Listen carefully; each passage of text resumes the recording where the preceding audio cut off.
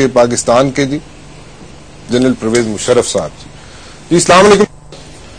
वालेकुम सलाम मुबाशर, कैसे हो आप? बिल्कुल ठीक। आप आ रहे हो वापस कि नहीं आ रहे? तुम क्या चाहते हो, आना चाहिए नहीं आना चाहिए? मैं तो ये कहता हूँ जी आप फौरन वापस आए। बिल्कुल आना है। कब तक आएंगे? हाँ, ये सवाल दैट इज $1 मिलियन क्वेश्चन, कब तक आना है? मैं तो बिल्कुल आना चाहता हूँ। मैंने अपनी इंटेंशन में बिल्कुल वाज़ेह तौर पे कौम के सामने रखूंगा वेरी सून। साबिक सदर परवेज मुशर्रफ ने न्यूज़ 1 के program Rana Mubashir at prime time में खुसूसी गुफ्तगू करते हुए कहा है कि वतन वापस जरूर आऊंगा, मुल्की मईशत को बेहतर करना है तो IMF के शिकंजे से निकलना होगा। उसमें कहा गया जी कि उसका मतलब ये नहीं था, उसका मतलब कुछ और था। बट देन अगेन एक चीज जो कैमरे की आंख ने देखी, रिकॉर्ड की, वो उसका मफहूम ये निकलता था। लीडरशिप क्राइसिस की बात करते हैं जी कि लीडरशिप क्राइसिस है। अवाम आते हैं, कॉल्स करते हैं, ईमेल्स करते हैं और कहते हैं जी कि लीडरशिप क्राइसिस है। लीडरशिप क्राइसिस क्यों है? लीडरशिप क्राइसिस इसलिए है कि अवाम एक लीडर को साथ लेकर चला करती थी, उसके पीछे चलती थी और वो लीडर उनके साथ चलता था। अब वो लीडर वहां पे मौजूद नहीं है। यहाँ पे वो लीडर कहाँ गए? एक दौर था प्रेसिडेंट परवेज मुशर्रफ का, कहा जाता है कि डिक्टेटर का दौर था। लेकिन अगर परवेज मुशर्रफ डिक्टेटर होते तो मेरे ख्याल में हालात कुछ मुख्तलिफ होते। प्रॉब्लम्स होती हैं, गलतियां होती हैं, सबसे होती हैं और प्रेसिडेंट परवेज मुशर्रफ से भी हुई। बट देन अगेन उस वक्त का हालात का कंपैरिजन किया जाए आज के हालात से, या अगर कल मियां मोहम्मद नवाज शरीफ साहब अगर पावर में आते हैं तो क्या होगा, जो कंपैरिजन इस वक्त के हालात से पुराने मुशर्रफ के हालात के दौर के साथ अगर किया जाए तो वो ऐसे लगता था कि वो एक बड़ी स्मूथ सेलिंग हो रही थी। प्रॉब्लम्स थी, मैं बार बार कह रहा हूं जी, मुशर्रफ दौर में भी प्रॉब्लम्स थी। बट लाइक देन अगेन क्या प्रॉब्लम्स थी ऐसी जिनको हैंडल नहीं किया जा सक रहा था? जुडिशियल क्राइसिस खड़ा हो गया, मिस हैंडल किया गया। जो जुडिशियल क्राइसिस था जो खड़ा हुआ, उस केस को मिस हैंडल किया गया। लेकिन बार बार इस चीज पे मैं तवज्जो दिलाना चाहूंगा जी कि प्रॉब्लम्स होती हैं, प्रॉब्लम्स हर दौरे हुकूमत में होती हैं, हर लीडर करते हैं, लेकिन अवाम की राय ये है कि वो दौर बेहतर था। There was a sigh of relief when Musharraf took over. लेकिन हम लोगों की मेमोरीज भी कुछ शॉर्ट है और हम लोग इस चीज पे जरा थोड़ा सा, हमें चेंज चाहिए होती है कुछ अरसे के बाद। जो लॉयर्स की मूवमेंट थी, लॉयर्स की मूवमेंट में वो काम आया सामने, वो चीजें सामने आई जिसने मुशर्रफ को फोर्स कर दिया कि वो चले गए। वो काम ना पीपल्स पार्टी कर सकी, ना नून लीग कर सकी, ना कोई और पार्टी कर सकी, क्योंकि कोई पार्टी उसके साथ इतने लोग नहीं थे जो सड़कों पे निकलते और वो मुशर्रफ को घर भेज सकते। लेकिन एक केस जो मिस हैंडल हुआ, जुडिशरी की बात कर रहा हूं जी मैं, और उसमें जो मिस हैंडल किया गया केस को, वो भी मुशर्रफ दौर में हुआ। बट देन अगेन उससे पीछे अगर देखा जाए तो हालात काफी बेहतर थे। ये लोगों की राय है जी। वी हैव कंडक्टेड अ सर्वे, हमारे पास ईमेल्स हैं, हमारे पास कॉल्स आई हैं जिनकी बिना पे मैं ये बात कर रहा हूं। उस दौर की भी बात करेंगे। और अब कहा जाता है कि मुशर्रफ वापस आए, सवालिया निशान उठते हैं लोगों के। देवर लाइक मेनी आईब्रोज रेज्ड जब कहा गया कि मुशर्रफ वापस नहीं आएंगे। क्यों नहीं आएंगे?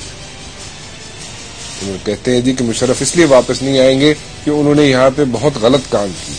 वो गलत काम क्या थे जो यहां पे मौजूद जो लीडर इस वक्त हैं उन्होंने नहीं किए? सबने कुछ ना कुछ किया है। लेकिन बार बार कह रहा हूं जी कि मुशर्रफ का दौर बेहतर दौर था। This is according to the survey. वो सर्वे भी आपके सामने लेके आएंगे जी, उस पर भी बात करेंगे। और जो लीडरशिप क्राइसिस की बात होती है, क्या मुशर्रफ की सूरत में वो लीडरशिप क्राइसिस का वैक्यूम जो है वो खत्म हो पाएगा या नहीं, इस पे भी गुफ्तगू करेंगे जी।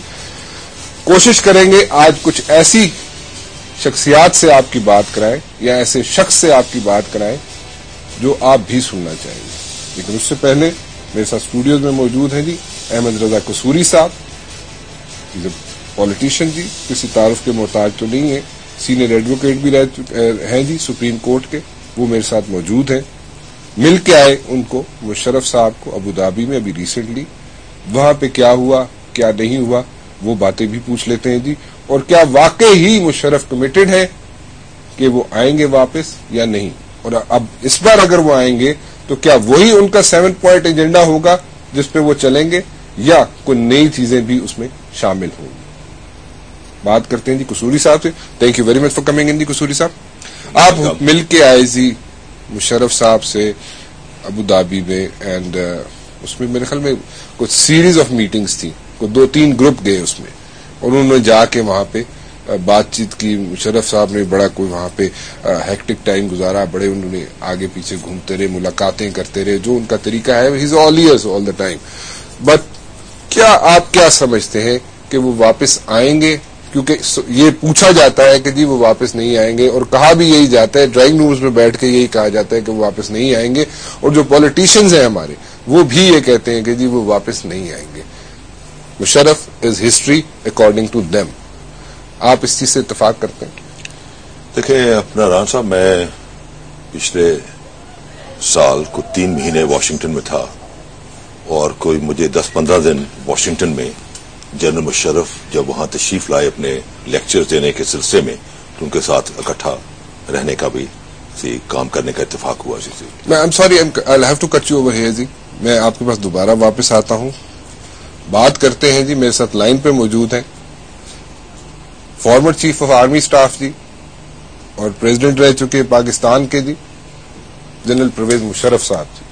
جی السلام علیکم۔ وعلیکم السلام مباشر، کیسے ہیں آپ؟ بالکل ٹھیک۔ آپ آ رہے ہیں واپس کہ نہیں آ رہے؟ تم کیا چاہتے ہو، آنا چاہیے نہیں آنا چاہیے؟ میں تو یہ کہتا ہوں جی آپ فوراً واپس آئیں۔ بالکل آنا ہے۔ کب تک آئیں گے؟ ہاں، یہ سوال دیٹ از $1 ملین کوشچن، کب تک آنا ہے؟